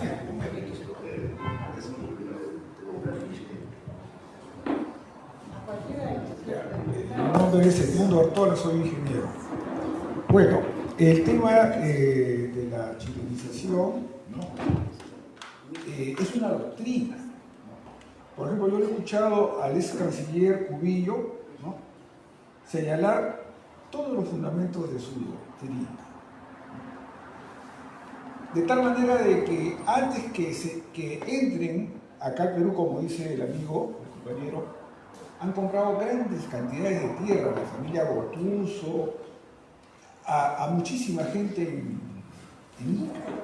Entonces ya ellos están exportando el pisco peruano, incluso acá también lo están haciendo, pero lo hacen pues en Chile. ¿Qué dice la doctrina chilena? O sea, Cubillos ha sido, pues, canciller, pero ellos antes, desde el momento en que vieron las salitreras de Antofagasta y Tarapacá, ya tenían esta doctrina. Esta doctrina ya va a tener 200 años. No es que nos van a invadir, no, ellos tienen una doctrina, ¿no?, militar, como dijo el amigo, que porque los militares y tal y cual. Entonces, ya falta 30 segundos, ¿no? Ustedes saben el valor que tiene Arequipa, solamente Arequipa, sin contar Puno y todo, estratégico y económico. A Chile le saldría súper barato una guerra y meterse hasta Arequipa o hasta el sur, ¿no? Porque con lo que recuperan en cobre y todo, ¿no?, pagan sus gastos de guerra, ¿no? Así de fácil. Ahora, la parte final, más que pregunta, reconocer un punto muy importante. Tenemos una Cancillería que no tiene pantalones. O sea, olvídalo. La peor diplomacia es nuestra Cancillería. Y de ahí ya viene el ejército y las armadas. ¿Y más? Eladio. Buenas noches con todos.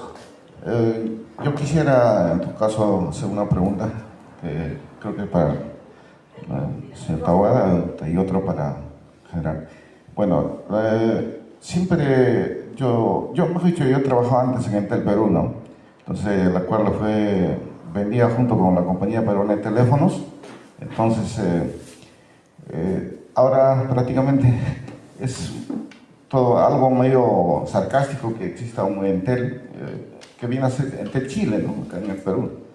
Entonces, ahora también están investigando un poco acerca de lo que es la Telefónica, que viene a ser ahora un Movistar.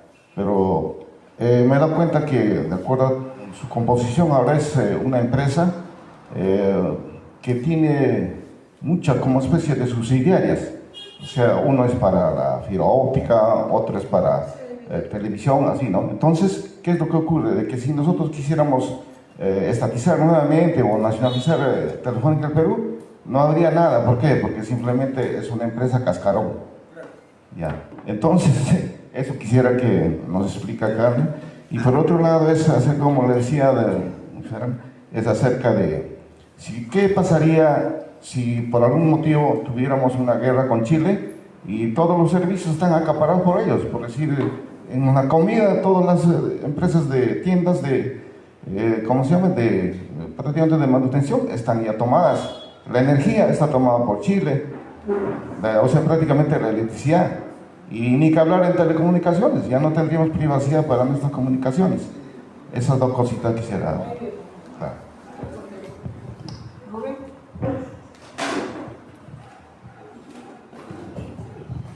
Bueno, buenas noches, saludarlos a los exponentes y mi pregunta sería, y sobre todo que tengo una duda, quisiera que me saquen de duda,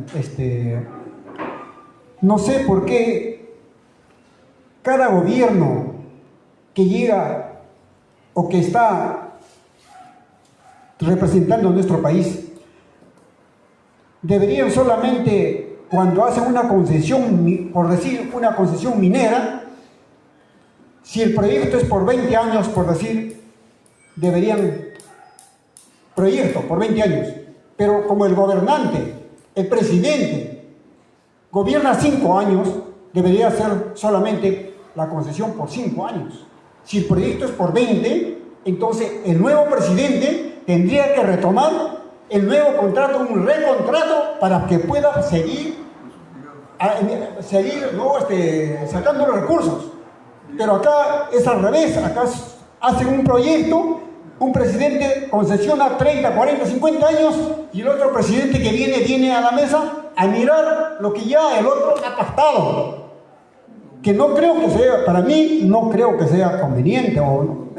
Por eso quisiera que, doctor, cualquiera de los ponentes me saque esa duda. Porque no podría ser, por eso es el problema, que ellos no pagan incluso ni impuestos. Cuando pierden, dicen que hemos perdido, al contrario, el Perú, el país no tiene que pagar sus pérdidas. Por eso aprovechan, a mi concepto, ese punto. Disculpe, gracias. Hemos firmado TLC. Humberto. Los TLC, con eso ya no somos dueños ni del aire que respiramos. A ver, mis estimados compatriotas, primeramente agradecer a los ponentes, a los profesores, al general que tiene, lo veo que tiene un patriotismo enorme, y lo admiro por eso. Y entonces, nosotros todos, nosotros ya sabemos el problema que hay. Y que todos estos 200 años y más, ha habido una sarta de traidores y vendepatrias, rateros, todos. Y por eso el país está así. Y nosotros vamos a arreglar. Nosotros lo vamos a arreglar porque nosotros somos radicales. Ya lo ha dicho el mayor. Entonces, está ya sobreentendido que lo vamos a cambiar todo esto a favor del país. Lo que me preocupa a mí ahora es que el partido sea infiltrado y sea explosionado por dentro. Y cuando dicen que, aunque sea que estén de acuerdo en una, se metan al partido y de adentro lo van a tratar de fastidiar, de malograrlo. Entonces hay que tener mucho cuidado. El partido no puede estar para 5 años. El partido tiene que estar 100 años, por lo menos, como tiene el APRA. El otro asunto es que todos los que vayan al Congreso, aún así no sean idilutos, sabios en las cosas, lo que yo pienso que deben ser, tienen que tener ideología y tienen que tener lealtad. Porque si no tienen ideología y no tienen lealtad, ese Congreso se va a romper. Y si se rompe el Congreso no se va a poder gobernar. Eso yo lo que quisiera que usted me explique. Su nombre, por favor. Pregunta, por favor, que estamos sobre el tiempo y hay varios que quieren preguntar. Mi nombre es Guillermo Lupaca. Últimamente Chile ha vendido a China ¿cómo se dice? La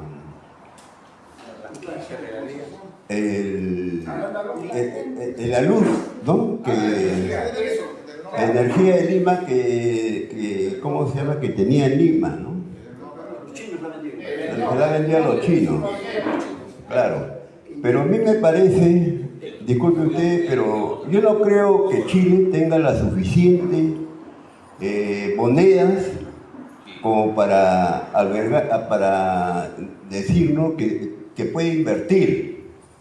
Chile siempre ha sido un país pobre, nunca ha sido un país que ha tenido, nunca ha comprado nada, a nosotros nos ha quitado de una guerra, ¿no? Ayudado por Inglaterra. Entonces, señores, lo que quería preguntar es, Chile es un testaferro, ¿no? de las inversiones extranjeras, en este caso de China, a mi parecer, ¿no? Entonces, por eso mismo le digo, nosotros tenemos que hacer como nuestro general Velasco, ¿no? Que muy bien lo ha dirigido acá en compatriota, recuperar todo, ¿no? Nacionalizar todo, y eso es todo. Muchas gracias por las enseñanzas y por el recuerdo de nuestro general Velasco. Pero estamos sobre el tiempo. A ver, ¿quién es más?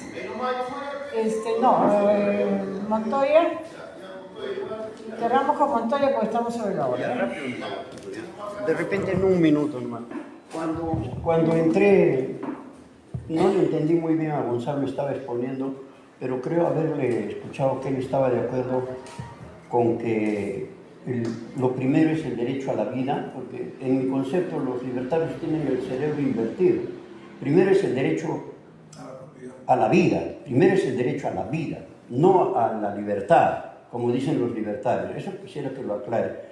Segundo, ¿qué concepto tienen los tres expositores del historiador Diego Portales, que declaró que Chile es país amazónico? Igual como Pinochet en su libro Compren el Perú, que están vendiéndolo barato. Y por último, ¿por qué no empleamos una táctica y una estrategia para ya no decir que queremos estatizar y nacionalizar? Porque está trillado, satanizado esas dos palabras. Se debe emplear el concepto de que hay que recuperar lo que es nuestro y que la mafia fujimontesista lo vendió. Gracias. Entonces, miren, como hemos comenzado, si hay alguna pregunta que responde Diego, pero sintético porque estamos sobre la hora, Diego. ¿Hay alguna pregunta que responder? No. Estamos sobre la hora.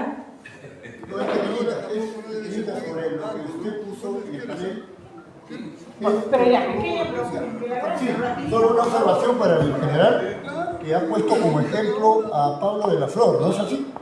Pero viendo ese mensaje que ponen al costado de la foto de Pablo de la Flor, yo sintetizo en las palabras del gran general Marín Aristas, porque él dice: la prosperidad de un país va acompañado de desarrollo con bienestar social y viceversa. Por lo tanto, ahí dice que claramente la nacionalización y la recuperación de los recursos para que la economía sirva para el desarrollo y luego de bienestar. O sea, prácticamente es un maquillaje del concepto que tuvo el general Marín Aristas. No sé si me estoy equivocando, mi general. Entonces, doctora. Gonzalo, ¿vas a responder? Ya no una pregunta, por es que no favor. han habido preguntas, han habido comentarios. No. Yo quiero hacer una pregunta. Calma. Yo quiero hacer una pregunta, Calma. no, ni un comentario, porque Calma, eso es lo que ha pasado por acá favor.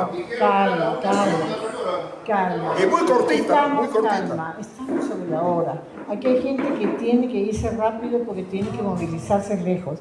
Y quedamos que a las 9 cerramos. Y ya se ha hecho, yo les pido, ya tiene razón en lo que dice que hay gente que se ha excedido en comentarios. Sí, eso también es verdad, ¿no? Pero ahora nos vamos a... La pregunta, un minuto en la pregunta. Sí, breve. Muchas gracias, muchas gracias.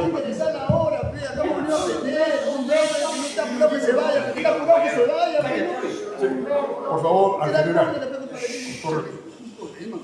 El advenimiento del nuevo orden mundial puede variar la situación actual en que estamos, nos puede ayudar a salir de este estado en que nos encontramos. ¿Sí o no? Gonzalo. Es una pregunta.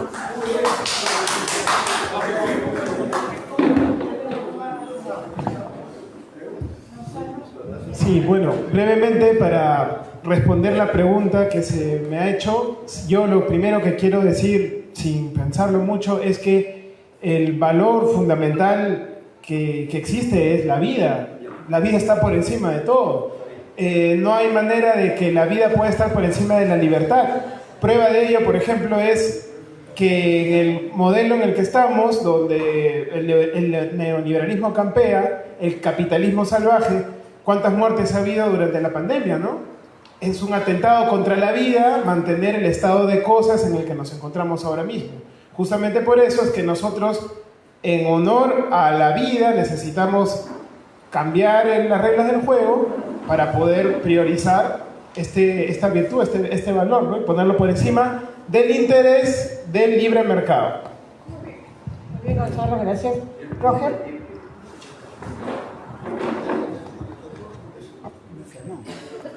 Rápidamente, una pregunta dice, ¿qué vamos a nacionalizar empresas cascarón? Hoy en día las empresas ya no son las corporaciones inmensas que existen. Hay un cambio que se llama el valor de lo tangible y lo intangible. Por ejemplo, el valor, digamos, del logotipo de la Coca-Cola vale más que las cientos de miles de botellas y su contenido en el mundo. Hay un conocimiento tangible, las franquicias, el conocimiento. El valor de las cosas ha cambiado. Los grandes ricos del mundo, ya no solamente Rockefeller con sus grandes minas, y aún cuando lo siga haciendo, y los grandes bancos. ¿Sabe quién es el más rico del mundo? Elon Musk, dueño de las corporaciones informáticas más grandes del mundo. Bill Gates, dueño del sistema de hardware más grande del mundo. Y el hardware y el conocimiento no son grandes minas, no son grandes fábricas, no son grandes bancos. Es decir, el valor y el contenido del conocimiento ha cambiado, sin decir que lo otro ya no existe, ¿correcto? Por lo tanto, si vamos a nacionalizar una empresa, tenemos el control de la empresa y esas filiales, por supuesto, van a tener que ser filiales de la nueva empresa estatizada. Uno. Segundo, dice concesiones por más tiempo del periodo. También es cierto, es decir, es como los alcaldes que firman contratos en las finales de su periodo para 10 años más cuando ya se van dejando. Son comportamientos corruptos de parte de la administración pública a todo nivel que tienen que cambiarse necesariamente porque tiene que haber un saneamiento ético y moral en el comportamiento de la nueva clase política y tiene que haber una nueva forma de hacer política en el Perú. Otro punto, fortalecer la organización, por supuesto. ¿Cuándo hay infiltración en un partido? Dos cosas fundamentales. Organización. Tiene que haber organización. Tiene que haber organización, tiene que haber compromiso y sobre todo práctica. Aspectos conceptuales importantes, pero todo la práctica. Alguien dijo que la práctica es el principal criterio de la verdad. Y por los hechos lo conoceréis. A un político, más que mirar en la boca, hay que mirar en las manos. No lo que dice, sino lo que hace. Otro punto. Chile testaferro, bueno, Chile siempre ha sido testaferro de los ingleses y países europeos, ¿no? No olvidemos, por razones geográficas aquí, Chile está en la costa del Atlántico, ¿no? Brasil, Argentina, Chile. Los chilenos y los argentinos se creían más europeos que latinoamericanos, ¿no? Por la migración europea que hubo para allá. En cambio nosotros somos más cholos, más en esta costa del Pacífico y el Atlántico está un poco más desarrollado. La guerra de las Malvinas los hizo pisar tierra a los argentinos y les hizo ver que ellos son más latinoamericanos y más tercermundistas como cualquiera de nosotros, cuando los gringos, los ingleses se le vinieron y los avasallaron y les dijeron, ustedes sigan, las Malvinas siguen siendo colonia de ellos. Pero ha habido siempre también, de alguna manera hay un componente racial, hay un componente conceptual de la idiosincrasia de ellos, porque ustedes saben que chilenos, uruguayos tienen mucha migración europea, cosa que no tenemos nosotros. Por eso es común encontrar apellidos italianos, españoles, franceses, ingleses en esa zona, cosa que no es tan común acá. Aquí tenemos más, un 60-70% de población aborigen, ¿no? Aunque ya no nos llamamos, no nos gusta llamar indios sino choros, y a los negros no les gusta llamar negros sino sapos. Nos vamos despercudiendo, pero hay cosas de este tipo.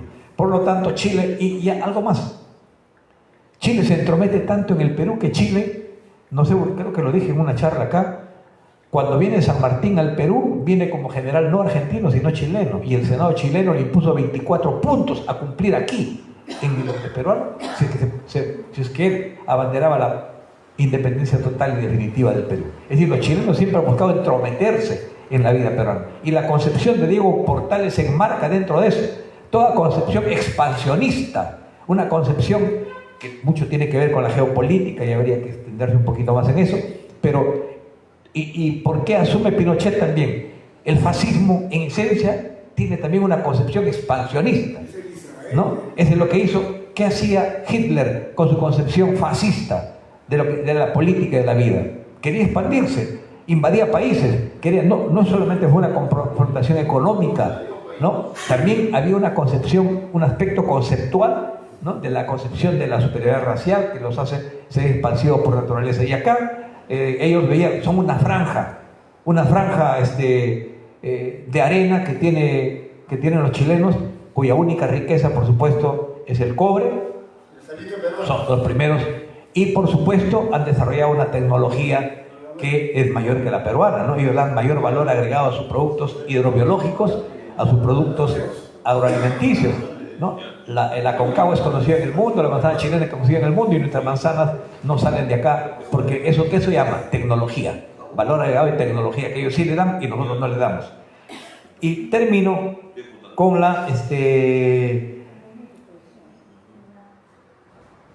que no debemos nacionalizar, sino recuperar. Y a esa parte lo va a desarrollar más en general, nuestro compatriota general, pero es importante rescatar lo que dice. Bueno, si de repente hay unos aspectos trillados, bueno, es un tema debatible, ¿no? Porque la Biblia tiene más años que los conceptos nacionalistas y lo seguimos hablando de amor al prójimo. Es decir, el tema que nosotros nos quieren meter a la cabeza, que esos temas ya no deben discutirse.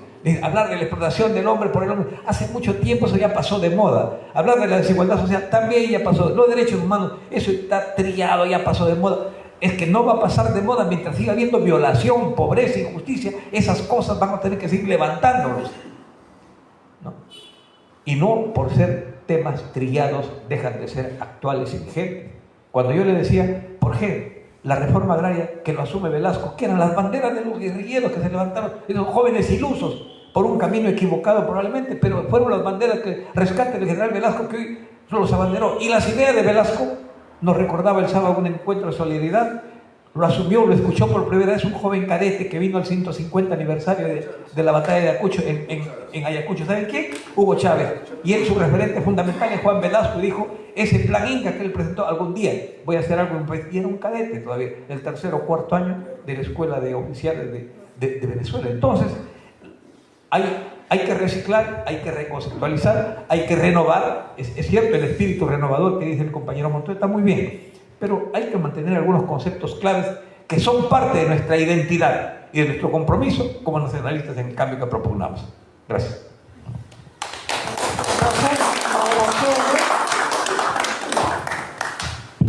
Con gusto voy a dar respuesta a 10 preguntas que pueden agruparse. Sí, miren, con la rapidez, pero veo que hemos causado interés.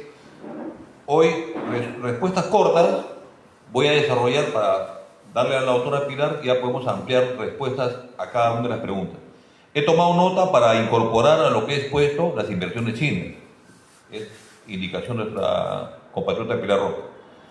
Veo que el tema Pisco es un ejemplo que podemos tomar de la inacción de relaciones exteriores para poner ejemplo.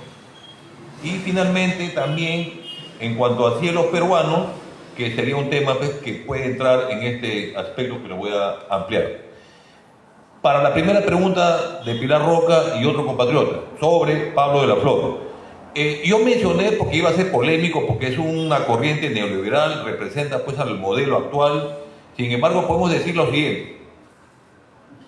es una evidencia de que el modelo actual se tiene que reciclar con conceptos nuestros para que sea vendible, y entonces esa es una herramienta que podemos emplear cuando debatamos, cuando alguien nos pregunte, y empleamos conceptos que ellos ya están viendo que nosotros ya lo estamos manejando.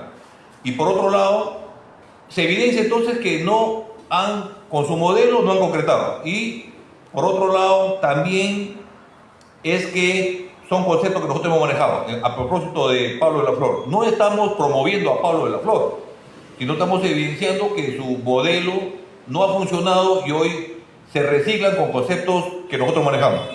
En cuanto al pisco chileno, más que las Fuerzas Armadas tengan que intervenir en relación al pisco chileno, son relaciones exteriores, son los indicados, los que han dado inacción. Y no solamente es pisco chileno, hay otros productos que nos hemos dejado arrebatar de su...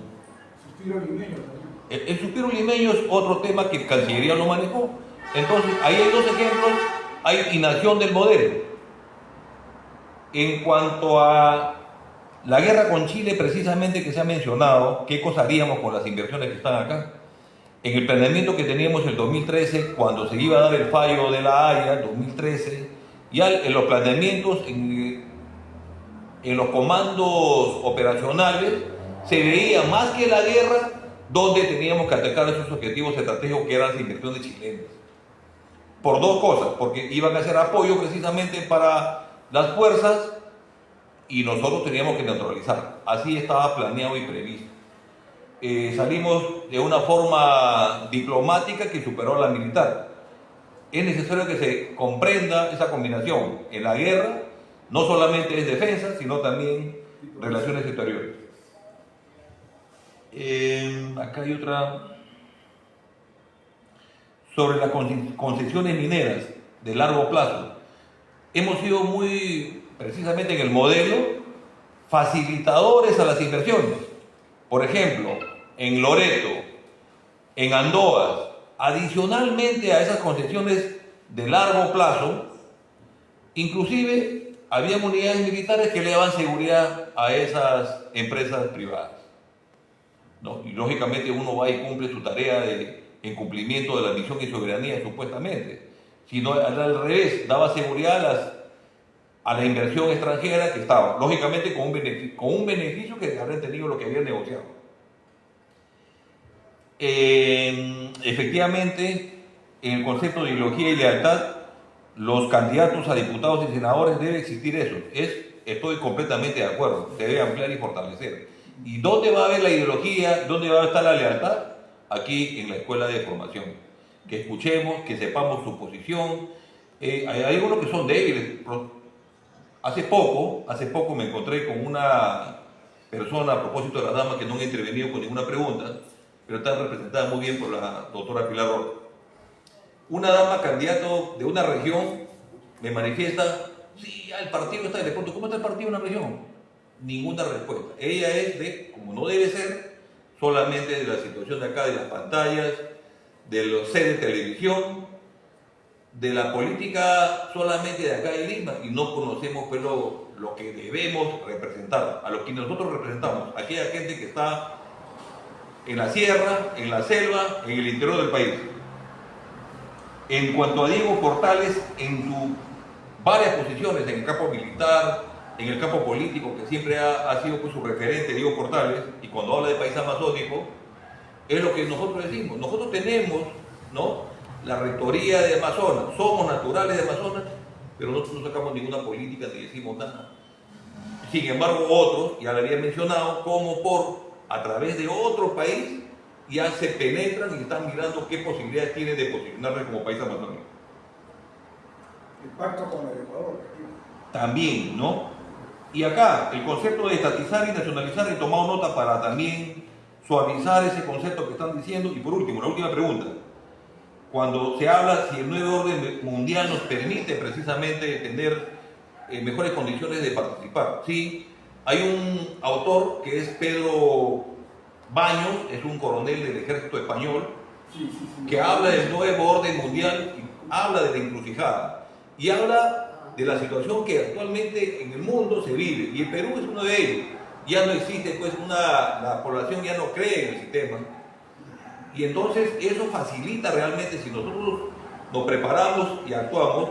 Pedro Baños es un buen referente, le voy a pasar el artículo, la última pregunta, donde las condiciones están para que un movimiento o un partido como el nuestro se posicione, pero consolidado para hacer las tareas de cambio y revolución.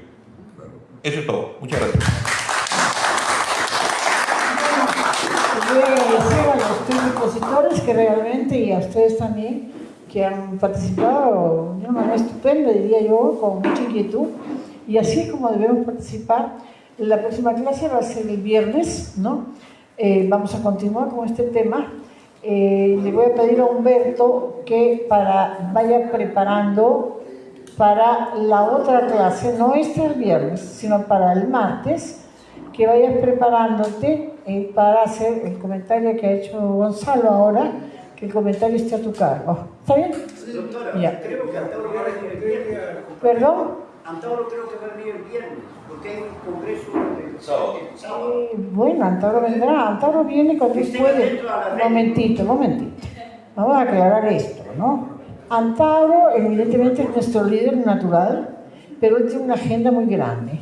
Y entonces tiene que atender muchas cosas y no puede estar presente en todos sitios. Si viene, lo recibimos con aplausos y con mucho cariño y mucho respeto. Pero si no puede venir, nosotros continuamos. Esta escuela no depende de la presencia física o no. La moral sabemos que la tenemos con él y el apoyo lo tenemos con él, ¿no? Pero antes de hacer cada programa, quiero que ustedes lo sepan, se consulta con Antauro. O sea, las clases, los programas, claro, por supuesto que nos da plena libertad para que nosotros diseñemos. Así como yo le doy plena libertad a los ponentes. Los ponentes se les da un tema y cada ponente dice lo que le parezca, porque me parece que es lo correcto, ¿no? Pero si viene, maravilloso. Y si no puede venir, seguimos. Y si viene, él cada vez que viene se incorpora a la tarea y al trabajo. Yo sé que la preocupación de Juan es que hay un congreso, ¿no? Hay un congreso del CER, me parece. Ya, pero la escuela no es el CER. El CER tiene otro camino. Puede ser que aquí haya gente, creo que Eladio es del CER, creo que tú estás asistiendo, y creo que todos los militantes ya pueden venir al CER. No sé, la convocatoria del CER, no sé exactamente qué es lo que dice, pero no confundamos espacios, ¿eh? La escuela es la escuela, y el CER y la cuestión orgánica, de estructura, tiene sus caminos. Nosotros desde el organigrama estamos como organismo asesor de Antauro, ¿no? Del jefe político de nosotros, ¿no?